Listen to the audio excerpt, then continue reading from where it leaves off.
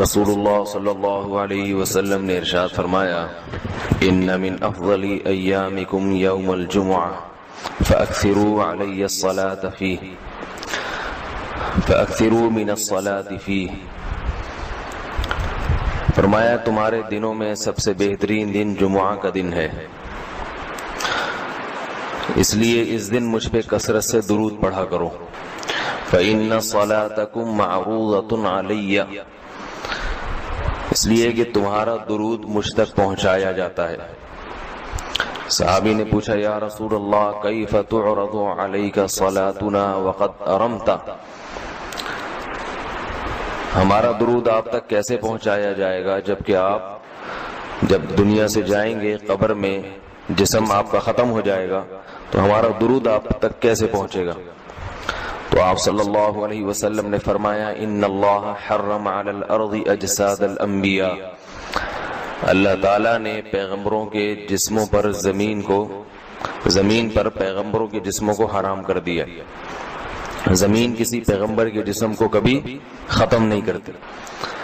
تو یہ بھی امت کا اجماعی عقیدہ ہے کہ جتنے بھی انبیاء ہیں ان کے جسم بالکل سلامت رہتے ہیں.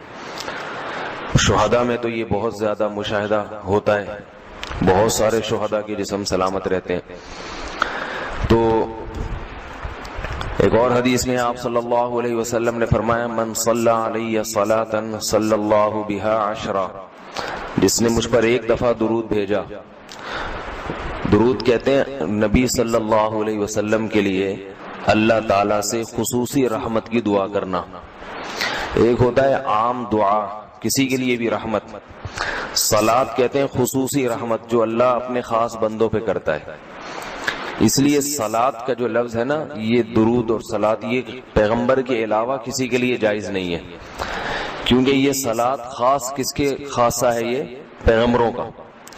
اس لیے ہم اللہم صلی علی محمد تو کہہ سکتے ہیں، لیکن یوں نہیں کہہ سکتے اللہم صلی علی فلان. تو وہ صلی جو ہے نا صلات، یہ خاص قسم کی رحمتیں ہوتی ہیں جو اللہ پیغمبروں پر بھیجتے ہیں. تبھی قرآن میں آتا ہے اولئک علیہم صلوات من ربہم ورحمہ، کہ جو لوگ صبر کرتے ہیں ان پر اللہ کی خصوصی رحمتیں بھی ہیں اور رحمت بھی ہے. تو پتہ چلا صلات اور رحمت میں فرق ہے. صلات اعلیٰ قسم کی رحمتوں کو کہتے ہیں. تو آپ صلی اللہ علیہ وسلم نے فرمایا جس نے میرے لیے ایک مرتبہ رحمت کی دعا کی، درود شریف پڑھا میرے لیے، تو اللہ اس پر 10 رحمتیں بھیجتے ہیں. اور جمعہ کے دن زیادہ فضیلت ہے درود شریف پڑھنے کی.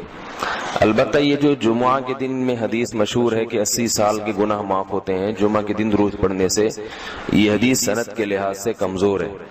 لیکن یہ جو میں نے حدیث پڑھی کہ جمعے کا دن سب سے بہتر دن ہے، فَأَكْثِرُوا عَلَيَّ مِنَ الصَّلَاةِ فِيهِ، لہذا اس دن مجھ پہ کثرت سے درود پڑھا کرو، یہ بالکل صحیح حدیث. تو جمعہ کے دن درود شریف کی اضافی فضیلت ہے. آج چونکہ جمعہ کا دن ہے تو اس لیے میں نے کہا کہ اس بارے میں تھوڑی سی بات کروں. ایک اور حدیث میں آتا ہے رسول اللہ صلی اللہ علیہ وسلم نے فرمایا لا تجعلوا قبری عیدا وصلوا علی فإن صلاتکم تبلغنی حیث کنتم. فرمایا میری قبر کو عیدگاہ نہ بناؤ. جیسے میلوں کی جگہ ہوتی ہے نا، میلے ٹھیلے، عید پہ جب سب لوگ جمع ہو کے خوشیاں مناتے ہیں، تو جیسے مزاروں پہ ہوتا ہے نا قوالیاں ہو رہی ہیں اور یہ میلے ٹھیلے ہو رہے ہیں آج کل دیکھا ہے. تو پہلے زمانے میں بھی جب کوئی نیک آدمی دنیا سے جاتا تھا تو لوگ اس کی قبر پہ دھرنے مار کے بیٹھ جاتے تھے، اور وہ مجاور اور یہ سب جو ہمارے یہاں ہوتا ہے. تو آپ صلی اللہ علیہ وسلم نے منع کیا کہ میری قبر کے ساتھ یہ کچھ مت کرو، البتہ مجھ پہ درود پڑھا کرو. اور فرمایا کہ تم جہاں سے بھی درود پڑھو گے یہ مجھ تک پہنچے گا. اور حدیث میں رسول اللہ صلی اللہ علیہ وسلم نے فرمایا ما من احد يسلم علی الا رد اللہ علی روحی فارد علیہ، کہ جب بھی کوئی مجھ پر سلام بھیجتا ہے اللہ میری روح کو میرے جسم میں لوٹاتے ہیں اور میں اس کے سلام کا جواب دیتا ہوں. اب یہ کیسے ہوتا ہے؟ چونکہ یہ برزخ کی زندگی میں ہے، لہذا اس کی کیفیات میں اور گہرائی میں جانے کی اجازت نہیں ہے. جیسے اللہ بہتر سمجھتے ہیں یہ ہوتا ہے، اس کی حقیقت کا ہمیں علم پوری طرح نہیں ہے، برزخی زندگی ہے. اور حدیث میں آتا ہے رسول اللہ صلی اللہ علیہ وسلم نے فرمایا کہ رغب انف رجل ذکرت عنده فلم يصلی علی، اس شخص کی ناک خاک آلودہ ہو جائے جس کے سامنے میرا نام لیا جائے میرا تذکرہ ہو اور وہ مجھ پہ درود نہ پڑے۔ ایک اور حدیث میں آپ صلی اللہ علیہ وسلم نے فرمایا البخیل من ذکرت عنده فلم يصلی علی، وہ شخص کنجوس ہے، بخیل ہے، جس کے سامنے میرا نام آئے اور مجھ پہ درود نہ پڑے۔ یعنی اتنی بڑی شخصیت اور اتنے بڑے محسن اعظم کا تذکرہ آ رہا ہے اور اس کی زبان سے دعا بھی نہیں نکلتی، تو اس سے بڑا کنجوس دنیا میں کون ہو سکتا ہے۔ ایک اور حدیث میں آپ صلی اللہ علیہ وسلم نے ایک شخص کو دعا مانگتے ہوئے دیکھا جس نے درود شریف پڑھے بغیر دعا شروع کر دی، تو آپ صلی اللہ علیہ وسلم نے فرمایا اس نے دعا میں جلدی کی ہے۔ پھر فرمایا تم میں سے جب کسی شخص کو دعا مانگنی ہو تو پہلے اللہ کی حمد و ثنا پڑھے، پھر مجھ پر درود بھیجے۔ قرآن مجید میں بھی اللہ نے حکم دیا ان اللہ و ملائکتہ یصلون علی النبی، کہ اللہ اور اس کے فرشتے، اللہ بھی رحمت بھیجتے ہیں اور فرشتے بھی رحمت کی دعا کرتے ہیں۔ یا ایھا الذین آمنوا صلوا علیہ وسلموا تسلیما، اے ایمان والو تم بھی محمد صلی اللہ علیہ وسلم پر درود بھیجا کرو اور سلام بھیجا کرو۔ درود اور سلام میں فرق یہ ہے کہ درود اللہ کی رحمت اور سلامت کہتے ہیں کہ ہر برائی سے، ہر مشکل سے، ہر مصیبت سے بچائیں۔ تو کمال جبھی ہوتا ہے جب اللہ ہر شر سے بچا لیں اور اضافی رحمتیں بھی بھیجیں۔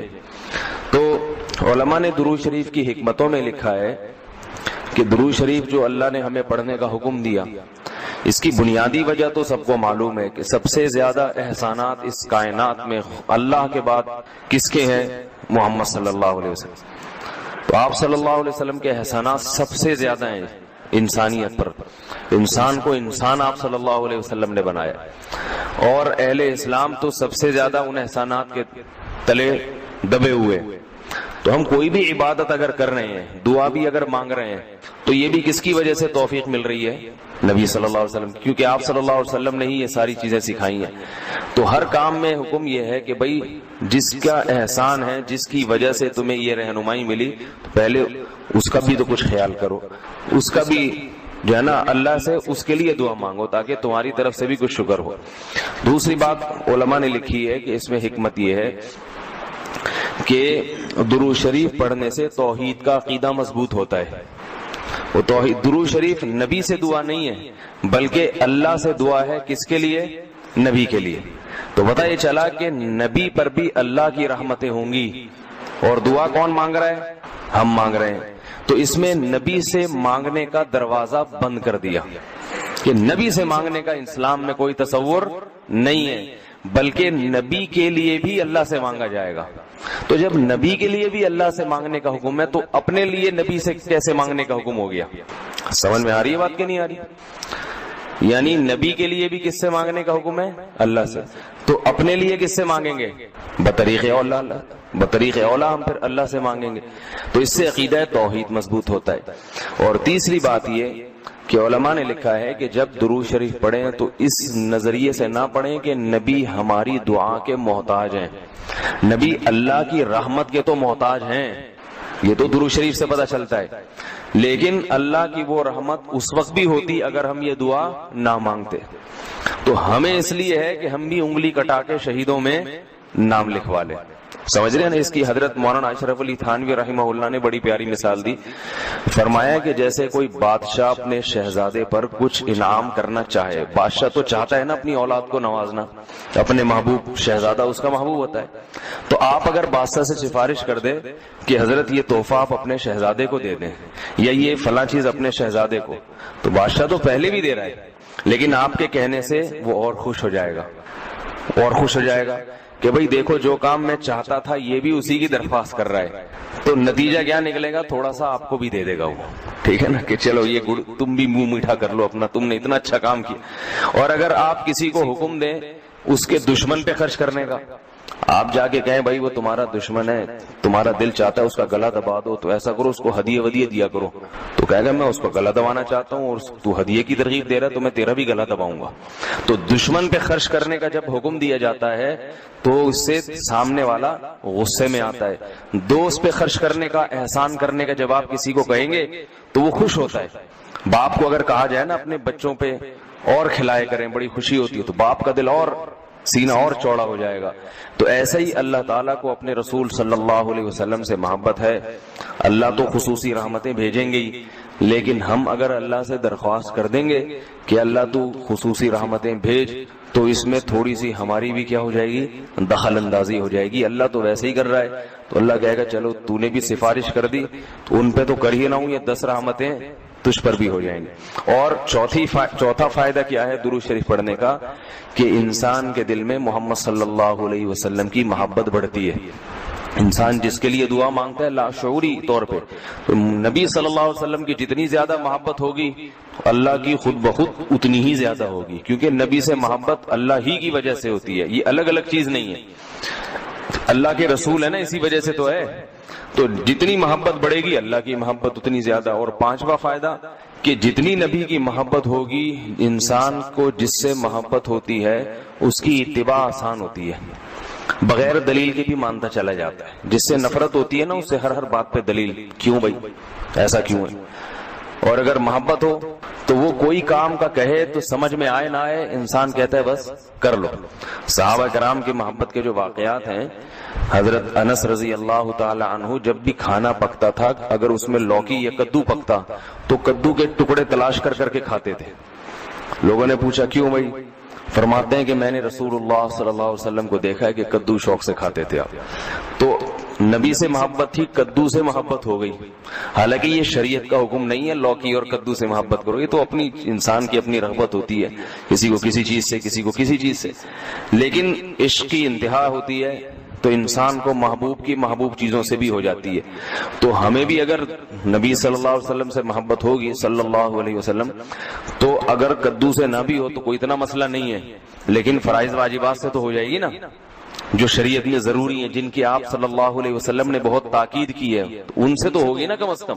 محبت نہیں ہے تو ہر وقت بیٹھ کے لوجی کی تلاش، داڑھی تک نہیں رکھے گا، داڑھی کا سمجھاؤ تو کہ بھائی کیوں بھائی، پھر یہ سمجھاؤ کہ بھئی آپ صلی اللہ علیہ وسلم کے اخلاق ایسے تھے، نہیں میری سمجھ میں نہیں آتے، ایسے کیسے اخلاق بنائے جا سکتے ہیں خادموں کے ساتھ۔ تو محبت ہو جاتی ہے تو سارے کام آسان ہو جاتے ہیں۔ تو درود شریف پڑھنے کا ایک فائدہ یہ بھی ہے۔ تو اس لیے ہمت کر کے علماء نے جو ایک نصاب بتاتے ہیں نا، روزانہ 100 دفعہ صبح 100 دفعہ شام۔ ویسے تو سب سے بہتر درود ابراہیمی ہے جو نماز میں ہم پڑھتے ہیں، آپ صلی اللہ علیہ وسلم نے سکھایا ہے۔ یہ نہ ہو مشکل لگے تو اتنا کر لو صلی اللہ علیہ وسلم، صحیح ہے نا؟ یہ 100 دفعہ پڑھ لیں، کتنا ٹائم لگتا ہے اسے؟ صبح 100 دفعہ پڑھ لیا، 100 دفعہ شام کو پڑھ لیا۔ اور اگر پورا ہفتہ توفیق نہیں ملتی تو کم از کم جمعہ ہی کے دن پڑھ لے انسان۔ سمجھ رہے بات کو نہیں سمجھ رہے بھائی؟ میرا خیال نہیں آ رہی؟ جمعہ کا دن پڑھ لے انسان، اس میں زیادہ فضیلت ہے۔ اور یہ جو درود شریف ہے نا، یہ صلی اللہ علیہ وسلم پورا پڑھنا چاہیے۔ میں کل بھی بیان میں کہا تھا نا، ساشے آ رہے ہیں ہر چیز کے، تو جیسے سلام کے ساشے نا، سلام کرنا ہو نا اتنی سی آواز آتی ہے بس، تو درود شریف بھی حضور صلی اللہ علیہ وسلم نے فرمایا۔ لوگ کیا کہتے ہیں؟ حضور صلی اللہ علیہ وسلم نے فرمایا، بھائی صلی اللہ علیہ وسلم بول دو پورا۔ لکھنے میں بھی علماء نے بیان کیا ہے کہ مجلس میں، کسی مجلس میں جب آپ صلی اللہ علیہ وسلم کا نام آئے تو کم از کم ایک دفعہ درود شریف پڑھنا واجب ہے، بار بار واجب نہیں ہے، بار بار افضل ہے۔ مجلس میں جب ایک دفعہ نام آیا تو پہلی دفعہ بہرحال واجب ہے، یا کم از کم ایک دفعہ اس مجلس میں، بار بار پڑھنا ضروری نہیں ہے، بہتر ہے۔ تو یا تو پڑھے ہی نہیں، ایک دفعہ پڑھ لیا کافی ہے، لیکن پڑھے تو پھر ساشے نہ لے کر آئیں، درود شریف کو بگاڑے نہیں، پورا ہونا چاہیے صلی اللہ علیہ وسلم۔ اور اگر آپ کو ڈر یہ ہے کہ نہیں بار بار پڑھنے سے میری زبان گھس جائے گی، نقصان ہوگا اور توانائی کم ہو جائے گی، روزہ زیادہ لگے گا، تو ایک ہی دفعہ پڑھ لے، مگر طریقے سے پڑھ لے، ساشے نہ لے کر آئے صلی اللہ علیہ وسلم، اس طرح نہ کرے۔ اسی طرح لکھنے میں بھی آپ صلی اللہ علیہ وسلم کا جب نام آئے تو مجلس ایک ہے تو ایک دفعہ کہہ دے آدمی زبان سے، لکھنا واجب نہیں ہے۔ آپ صلی اللہ علیہ وسلم کے نام کے ساتھ درود شریف لکھنا واجب نہیں ہے، افضل ہے۔ تو یا تو اگر یہ ڈر ہے کہ میں نے لکھ دیا پورا نام تو میرا پین گھس جائے گا، سیاہی کا خرچہ زیادہ آئے گا، پیسے زیادہ بھرنے پڑیں گے مجھے، مہنگائی کا دور ہے، اتنی سیاہی میں افورڈ نہیں کر سکتا، تو پورا نام ہی نہ لکھے، یعنی درود شریف لکھے ہی نہیں۔ لیکن اگر لکھنا ہے تو چھوٹا سا سواد نہ ڈالے، سمجھ رہے بات؟ باقی ساری چیزیں پوری ہیں۔ یہ نہیں کہ والد محترم میں صرف واو لکھ دیا، ابا خود ہی سمجھ جائیں گے والد کی بات چل رہی ہے، ٹھیک ہے نا؟ زید کا نام آیا تو صرف زے لکھ دیا، کبھی ہوتا ہے ایسے؟ ہوتا ہوگا شاید آپ کے یہاں۔ اور جتنی باتیں آ رہی ہیں صرف کوئی ساشے پیش کر دی، ایسا نہیں ہے. جب درود شریف لکھنے کی بات آتی ہے تو صرف چھوٹا سا سواد ڈال دیا. تو بھائی اتنی تکلیف اگر ہو رہی ہے تو نہ لکھو، کوئی فرض تھوڑی ہے. لیکن اگر لکھنا ہے تو احترام کا تقاضا کیا ہے؟ پورا نام لکھا جائے صلی اللہ علیہ وسلم. دیکھو حدیث کی اتنی بڑی بڑی کتابیں محدثین نے جو لکھی ہیں، کتنی بڑی بڑی کتابیں. جب بھی آپ صلی اللہ علیہ وسلم کا نام آئے گا تو محدثین پورا درود شریف لکھتے ہیں صلی اللہ علیہ وسلم. کسی حدیث کی کتاب میں، امام بخاری کی ہو، امام مسلم کی ہو، یا ابن ماجہ ہو، یا صحیح ستہ کی جتنی کتابیں اس کے علاوہ بھی ہیں، جب درود ہوگا تو پورا صلی اللہ علیہ وسلم ہوتا ہے. تو لکھنے میں بھی اس کا اہتمام کرنا چاہیے، پورا نام لکھ دیا جائے. یہ جو میں کہہ رہا ہوں نا قلم گھس جائے گا اور یہ ہو جائے گا، یہ تو بخیل آدمی کے لیے، ورنہ کس قلم تھوڑی گھستا ہے. لکھنے پورا تحریر لکھ رہے ہوں، جب بھی نام آئے صلی اللہ علیہ وسلم پورا لکھنا چاہیے. اللہ تعالیٰ عمل کی توفیق عطا فرمائے. ایک چھوٹی سی آخر میں بات سن لیں کہ آپ صلی اللہ علیہ وسلم کا جو لقب ہے نا، لوگ مختلف ناموں سے پکارتے ہیں. کوئی کہتا ہے حضور اکرم صلی اللہ علیہ وسلم نے فرمایا، یہ بھی ٹھیک ہے، آپ سب سے اکرم ہیں. کوئی کہتا ہے سرور دو عالم صلی اللہ علیہ وسلم نے فرمایا. کوئی کہتا ہے حضور صلی اللہ علیہ وسلم نے فرمایا. یہ سب ٹھیک ہے نام، لیکن سب سے بہترین جو نام آپ کے لیے ہے رسول اللہ صلی اللہ علیہ وسلم، کیونکہ اس سے بڑا لقب کوئی بھی نہیں ہے. رسول اللہ کا مطلب اللہ کے سفیر، تو یہ سب سے بڑا منصب ہے. اس لیے عام استعمال میں جو صحابہ کا بھی طریقہ تھا، نبی اللہ، صحابہ کیا کہتے تھے؟ نبی اللہ یا رسول اللہ. تو محدثین بھی جو لفظ آپ کے لیے استعمال کرتے ہیں رسول اللہ صلی اللہ علیہ وسلم یا نبی اللہ. تو عام استعمال میں یہ زیادہ بہتر ہے. وہ بھی ٹھیک ہے، سرور کائنات، حضور اکرم، شفیع المذنبین، سب صحیح ہیں. لیکن ہوتا ہے نا جب بہت سارے آپشن ہو تو انسان سلیکٹ کرتا ہے سب سے بہترین کو. تو سب سے بہترین لفظ آپ کے لیے کیا ہے؟ رسول اللہ. یہ سب سے بہترین لفظ. آج بہت سارے آپ کو پڑھے لکھے لوگ نظر آئیں گے جو اس دنیا کے ظاہر سے دھوکہ کھاتے ہیں. لوگ گائیڈنس لیتے ہیں یا تو مذہب سے، اور آج کل گائیڈنس لے رہے ہیں، مذہب کو جب نکال دیا تو موٹیویشنل اسپیکر سے گائیڈنس لے رہے ہیں. انسان کو کاؤنسلنگ کی ضرورت ہوتی ہے، گائیڈنس کی ضرورت ہوتی ہے، تو وہ کہتا ہے یار جو مجھ سے زیادہ پڑھا لکھا ہے میں اس کو فالو کروں، اس سے سمجھوں مجھے کیا کرنا چاہیے. تو اب علماء کو تو لوگ سنتے نہیں ہیں، جو دنیا پرست لوگ ہیں کہتے ہیں انہیں کیا پتا، یہ پڑھے لکھے تو ہیں نہیں.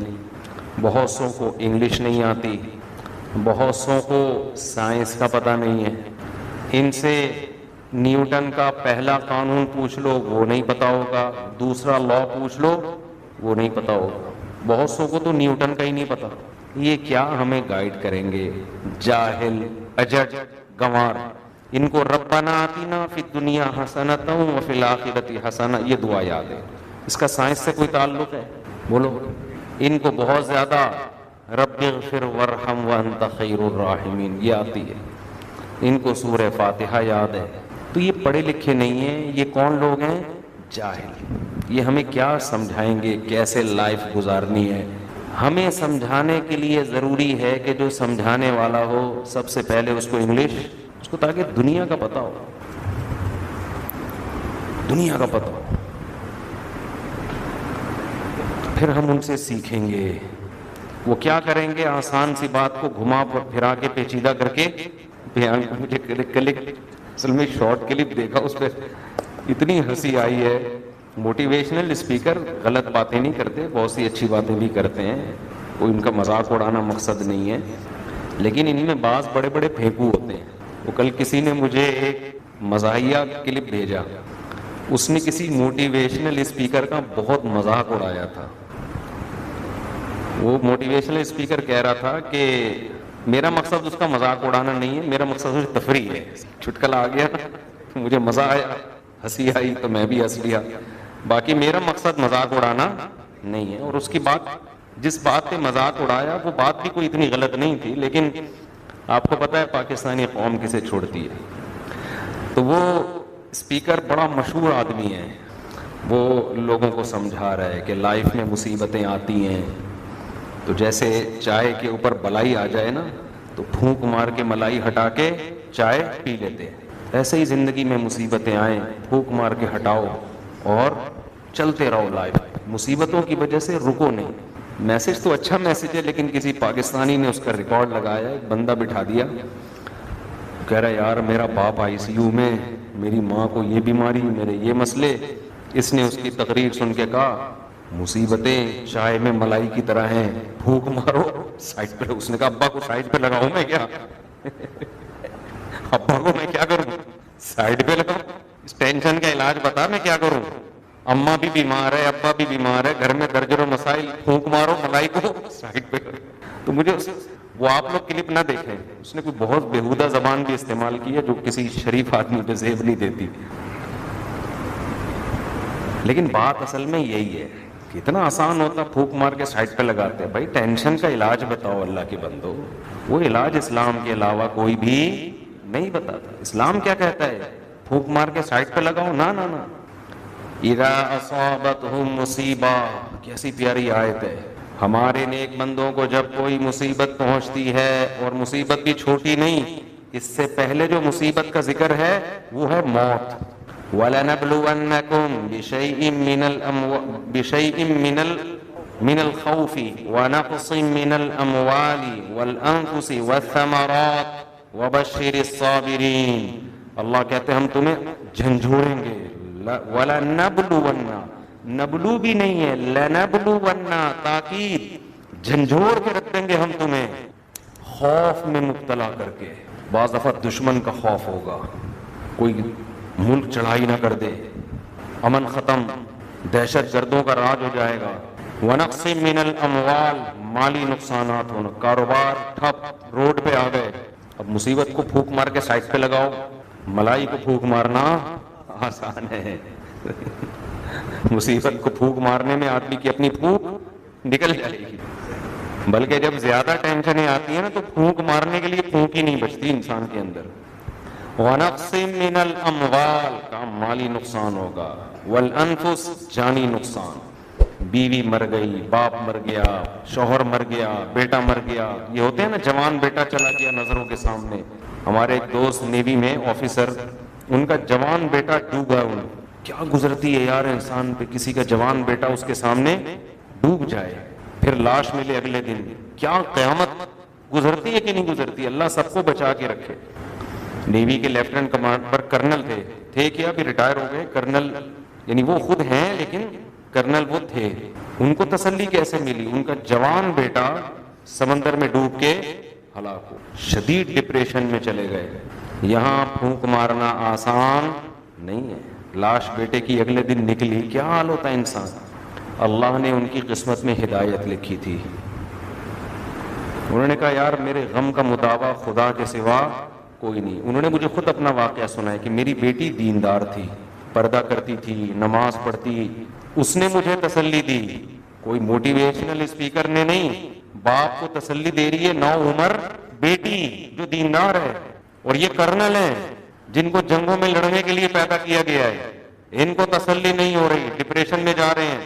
کہہ رہے میری چھوٹی بیٹی جو پردہ کرتی, نماز پڑھتی, اس نے کہا کہ ابو یہ غم عارضی ہے, جو قسمت میں لکھا تھا وہ ہو کے رہنا تھا, اس نے مرنا تھا, اور یہ جدائی ہمیشہ کے لیے نہیں ہے, ایک دن ملاقات ہو جائے گی. اس پہ صبر کریں گے اجر ملے گا, واویلا کریں گے اجر ضائع ہوگا. جتنا بڑا غم اتنا بڑا اجر اللہ نے رکھا ہے.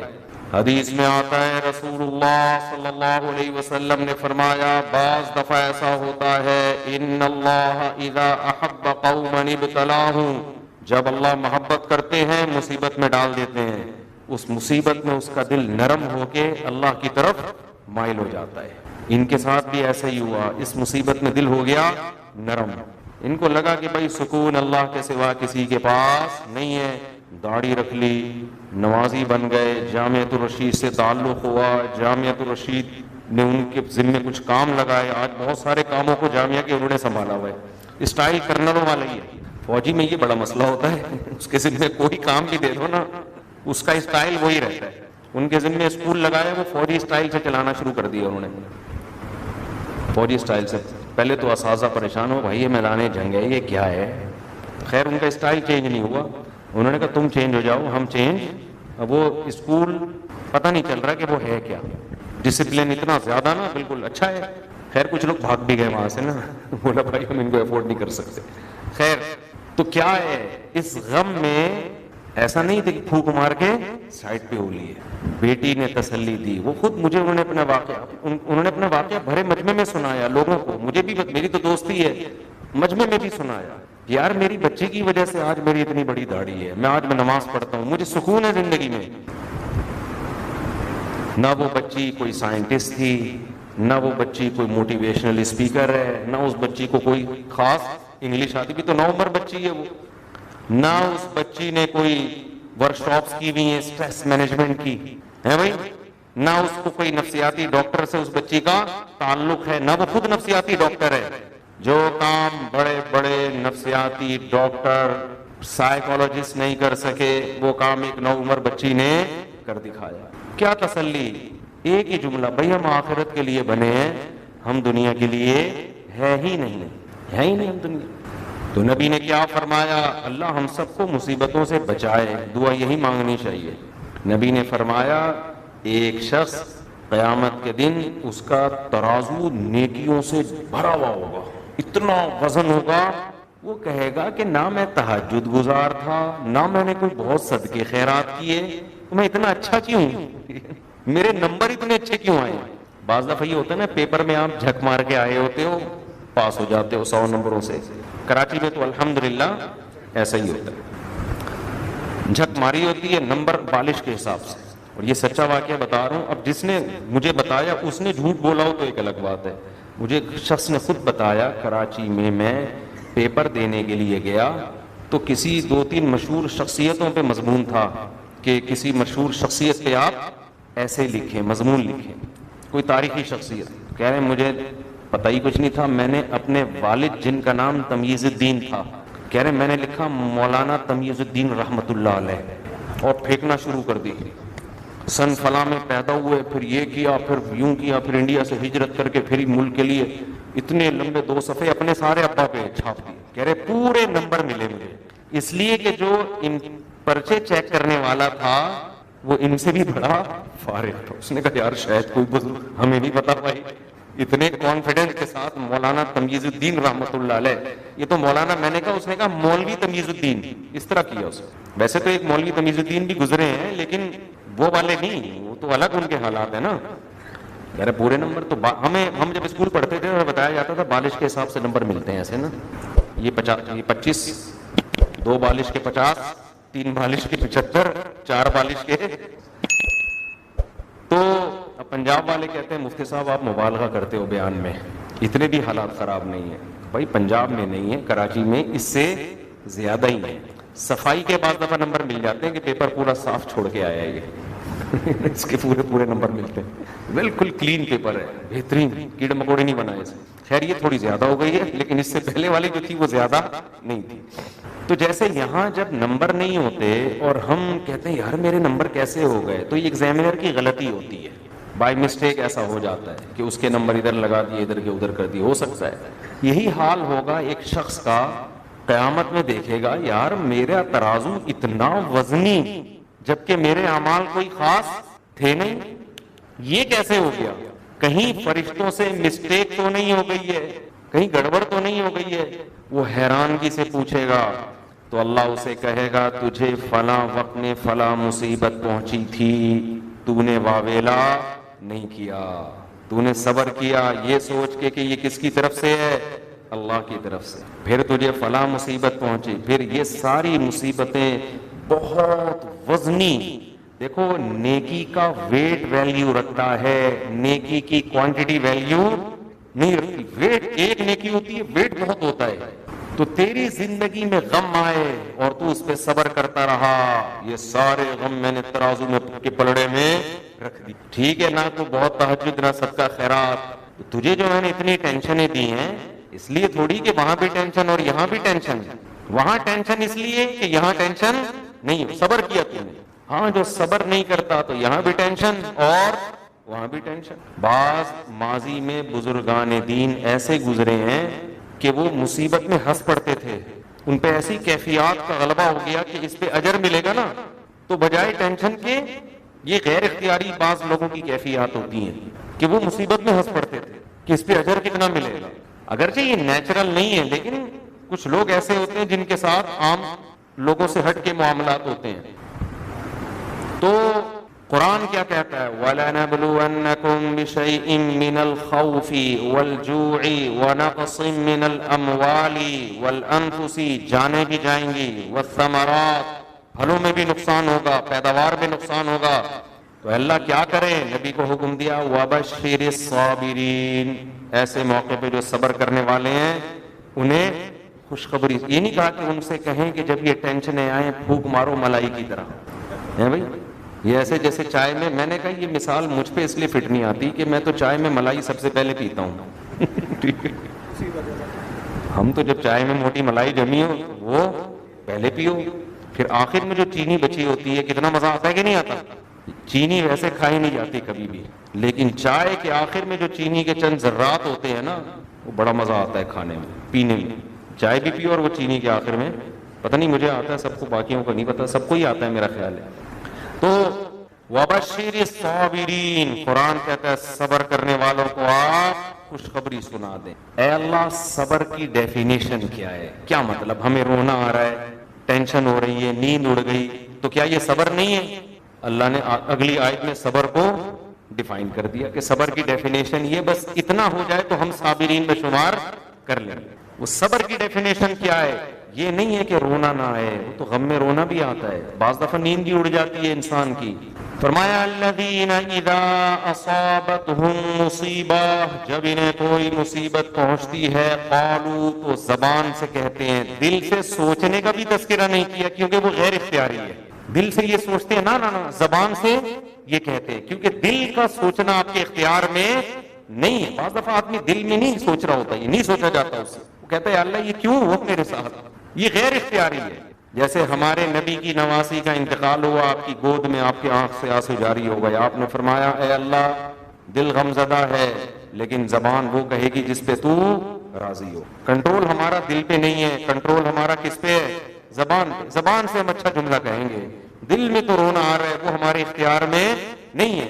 تو اس لیے اللہ نے یہ نہیں کہا کہ صابرین انہیں کہتے ہیں جو دل میں یہ کرتے ہیں، نہ، زبان سے یہ کہتے ہیں. کیا کہتے ہیں؟ انا للہ، ہم کس کے غلام ہیں؟ اللہ کے. غلام پر اپنی مرضی نہیں چلتی. جو لبرل لوگ ہیں نا وہ سمجھتے ہیں یہ زمین ہمارے باپ کی ہے. وہ کیا سمجھتے ہیں؟ جو مذہب کو نہیں مانتا نا وہ سمجھتا ہے یہ زمین ہمارے باپ کی زمین ہے، یہ پراٹھے جو ہم کھا رہے ہیں ہمارے باپ کے پراٹھے، یہ جو ہماری صحت ہے یہ ہمارے باپ کی صحت ہے. باپ سے مراد ہماری اپنی. جب کسی کی کوئی چیز ہوتی ہے تو اس کو اس کے باپ سے تعبیر کیا جاتا ہے. تیرے باپ کی سائیکل ہے جو ایسے چلا رہا ہے، کہہ رہے ہوتے ہیں نا لوگ، ابے تیرے باپ کی گاڑی ہے جو اس طرح سے چلا رہا ہے، تو مطلب اپنی گاڑی کو بھی باپ کی گاڑی سے تعبیر کیا جاتا ہے. تو وہ یہ سمجھتے ہیں یہ زمین ہمارے باپ کی ہے، تبھی تو اپنی مرضی سے کھاتے ہیں، نہ حلال کی فکر نہ حرام کی. حلال حرام کا فرق ان کی ڈکشنری میں نہیں. آپ ان کو بولو سود حرام ہے، بھائی کیا مولویوں کے مسئلے ہیں یار، پیسے کماؤ. کیا مطلب؟ وہ کہتے ہیں ہم نجی زندگی میں کیا ہے؟ آزاد. اس کا مطلب یہ زندگی ہمارے باپ کی، یہ پیسہ ہمارے باپ کا، اور یہ صحت ہمارے باپ کی، سب کچھ ہمارے باپ کا ہے، تو ہماری مرضی جیسے زندگی گزارے. لیکن جو خدا کو ماننے والے ہیں وہ کہتے ہیں ہمارا کچھ بھی بولو نہیں، ایک چیز بھی ہماری نہیں. سر کے بال سے پاؤں کے ناخن تک ہم پہ ہماری مرضی نہیں چلے گی. کیوں؟ اور عقل کا بھی یہی تقاضا ہے. بھائی وہ آسمان سے بارشیں برسانا چھوڑ دے، 2 منٹ میں ہمیں ہماری اوقات پتہ چل جائے گی. وہ وبائیں بھیج کے مار دے. ان یشاء یذھبکم ویأتی بخلق جدید. قرآن کہتے ہیں یہ جو اتنے 6 ارب تک انسان ہے نا، میں چاہوں ایک جھٹکے میں سب کو ہلاک کر دوں، دوسری مخلوق پیدا کر دوں. ہم کہیں گے ایسا ممکن نہیں ہے، یہ نہیں ہو سکتا. وبائیں آتی ہیں، کچھ لوگ مرتے ہیں، پھر ویکسین ایجاد ہو جاتی ہے، بہت سے بچ جاتے ہیں، یہ نہیں ہو سکتا. اللہ کہتے ہیں وما ذلک علی اللہ بعزیز، اللہ کے لیے یہ کوئی مشکل نہیں ہے، اللہ چاہے تو کر دے گا. تم اللہ کی نظر میں تمہاری اتنی ویلیو نہیں ہے جتنی تم نے سمجھ لی ہے. 2 منٹ لگیں گے، تمہاری اوقات تمہیں پتہ چل جائے گی. اور بڑے بڑے لوگ فنٹر کیسے زمین پہ گرتے ہیں، موت ان کو پچھاڑتی ہے. تو قرآن کیا کہتا ہے؟ یہ کہتے ہیں انا للہ، ہم کس کے ہیں؟ اللہ کے. ہم غلام ہیں، ہم پہ ہماری تھوڑی چلے گی. چلے گی کس کی؟ اللہ کی. انسان کے ساتھ سب سے بڑی جو ٹیکنیکل فالٹ ہے نا وہ یہ ہے، اس کے ساتھ یہی ہے. وہ کہہ رہے تھے میری مرضی کیوں نہیں چل رہی یار، میں پیسے کمانے کی کوشش کر رہا ہوں مل ہی نہیں رہے یار، میں صحت بنانے کی کوشش کر رہا ہوں مل نہیں رہی. اب میری ٹانگ پہ پھوڑا نکلا ہوا ہے، ٹھیک ہی نہیں ہو رہا. آپ نے دیکھا ہوگا نماز نہیں پڑھائی جا رہی مجھ سے، اب میں اس کو لے کے بیٹھا رہا ہوں، پھونک مار کے سائڈ پہ کر دوں، مجھے تو تسلی نہیں ملے گی. وہ سائڈ پہ ہو ہی نہیں رہا، وہ ہے ہی سائڈ پہ، تبھی تو تکلیف دے رہا ہے. یہی سوچتے ہیں کہ یار ہم پہ ہماری مرضی نہیں چلے گی. آ او کر لیتے ہیں جب زیادہ درد ہوتا ہے. اینٹی بایوٹک میں کھا نہیں رہا تاکہ خود ہی ٹھیک ہو جائے، نہیں ہوا تو پھر اینٹی بایوٹک کھا لیں گے، مجبوری ہے. کوشش کر رہے ہیں خود ہی صحیح ہو جائے. اللہ نہ کرے اینٹی بایوٹک سے بھی ٹھیک نہیں ہوا تو کیا کر لیں گے؟ پھونک پھر بھی نہیں ماریں گے بھائی. یہ مستقل ایک ٹینشن ہے، پھونک مار کے دائیں بائیں نہیں ہوگی. ہر چیز سوتے ہوئے میں مشکل، کھانا کھاتے ہوئے ٹیسیں اٹھ رہی ہیں، نماز پڑھتے ہوئے ٹیسیں اٹھ رہی ہیں. اس کا حل یہی ہے. اس کو پھونک مار کے سائڈ پہ کر نہیں سکتے آپ، تکلیف ہوتی ہے نا تو مسلسل ٹارچر کرتی ہے انسان کو. اس کا حل یہ کہ سارے کام کا چھوڑ کے بیٹھ جائیں گے، بس اسی پہ اللہ کیا ہے؟ خوش ہے. بس اللہ کیا ہے؟ اسی پہ خوش ہے. بس اللہ یہی چاہتا ہے، بس ٹھیک ہے. اللہ بچائے ایسا نہ کرے، اللہ ٹھیک کر دے اس کو. ایک مثال دے رہا ہوں میں. کیوں؟ ہمارا کام کیا؟ پھونک مار کے ہم باقی کاموں کو فوکس کر نہیں سکتے. وجہ کیا؟ ہمارے باقی کام ہی نہیں ہے. ہمارا اصل کام ہے اللہ کی رضا، یہی تو کام ہے ہمارا. تو جب وہ بیمار رکھ کے ہمیں کہہ رہے کہ یہ تمہاری آزمائش ہے، تو ہم بیماری میں کیا کریں گے؟ ہمارا کام ہی چینج ہو جائے گا. کام کی نوعیت کیا ہو جائے گی؟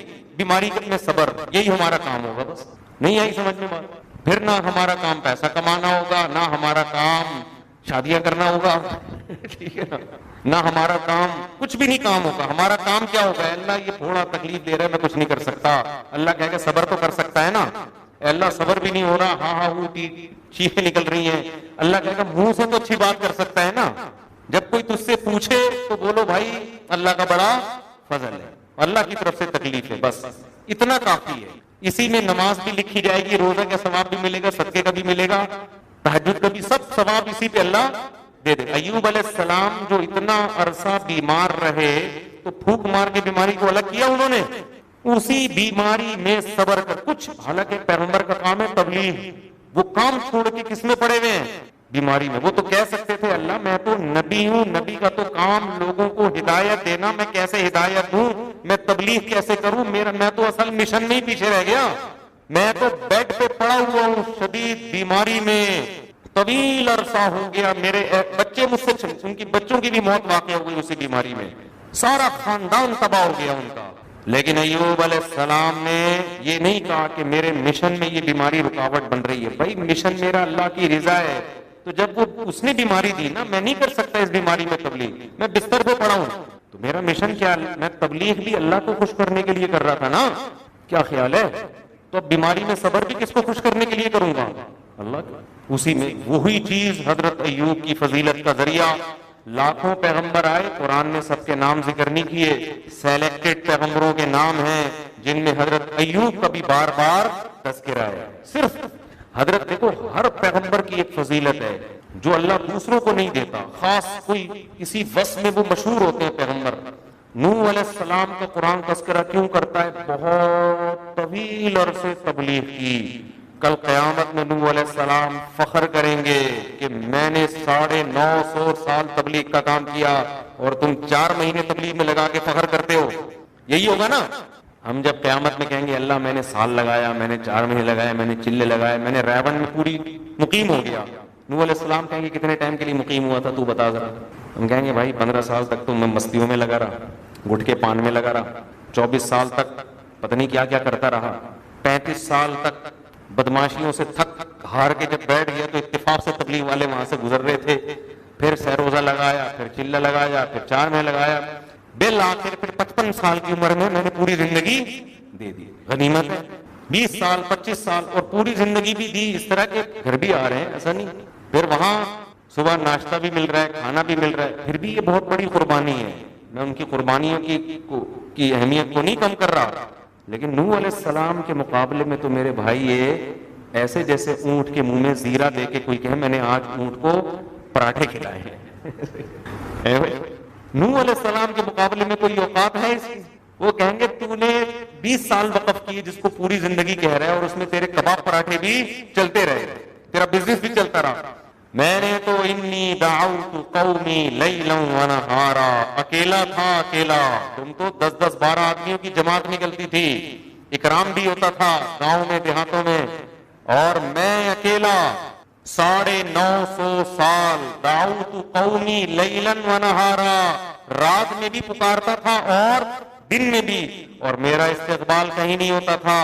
وَإِنِّي كُلَّمَا دَعَوْتُهُمْ لِتَغْفِرَ لَهُمْ جَعَلُوا أَصَابِعَهُمْ فِي آذَانِهِمْ, مجھے دیکھ کر یہ لوگ اپنی کانوں میں انگلیاں ٹھوس لیا کرتے تھے کہ اللہ کی بات نہ سنو. اتنی نفرت ہے اللہ سے.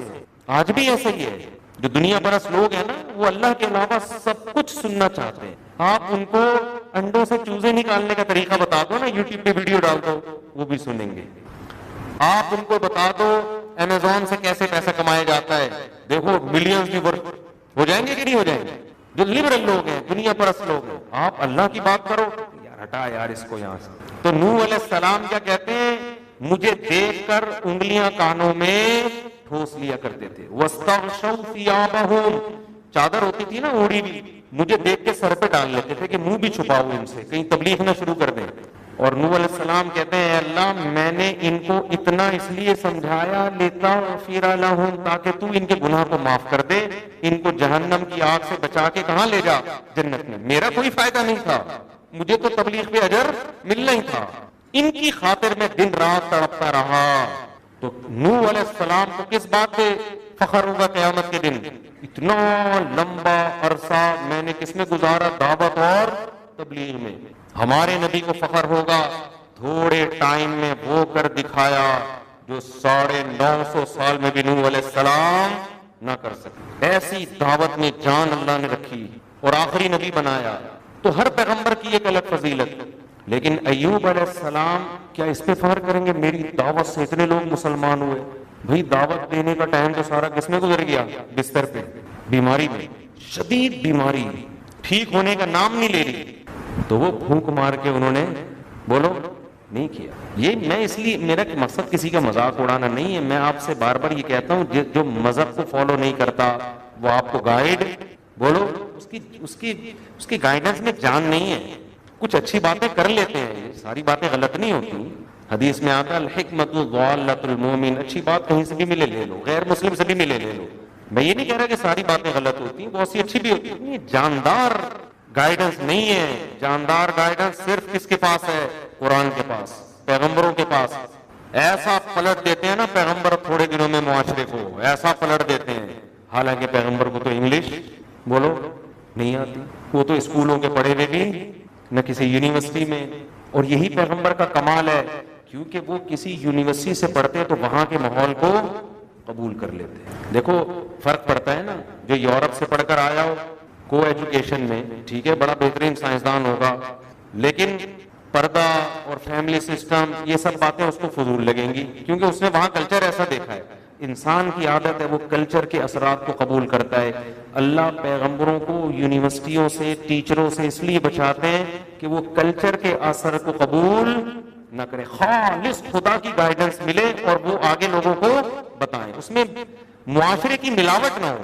یہ نہیں کہ یونیورسٹیاں چھوڑ دیں, جاہل آدمی تو فارغ ہوتا ہے, پڑھیں. ایک مثال سے سمجھا رہا ہوں کہ پیغمبروں کو اللہ دنیاوی علوم کیوں نہیں دیتا. دنیاوی علوم سے مراد کسی ٹیچر کے ذریعے یا کسی یونیورسٹی یا مدرسے کے ذریعے. تو ایوب علیہ السلام کی ساری زندگی بیماری میں, اور ایوب علیہ السلام کی بیوی کو دیکھو, اب انہوں نے حضرت ایوب کا ساتھ بولو نہیں چھوڑا. کیوں؟ اگر انہوں نے لائف کو انجوائے کرنا ان کا مقصد ہوتا کہ مصیبتیں آ گئی ہیں, اب میرے شوہر تو ٹھیک ہو ہی نہیں رہے, شوہر تو ٹھیک ہو نہیں رہے. شادی کا جو مقصد تھا لائف کو انجوائے کرنا, یہی ہوتا ہے نا مقصد.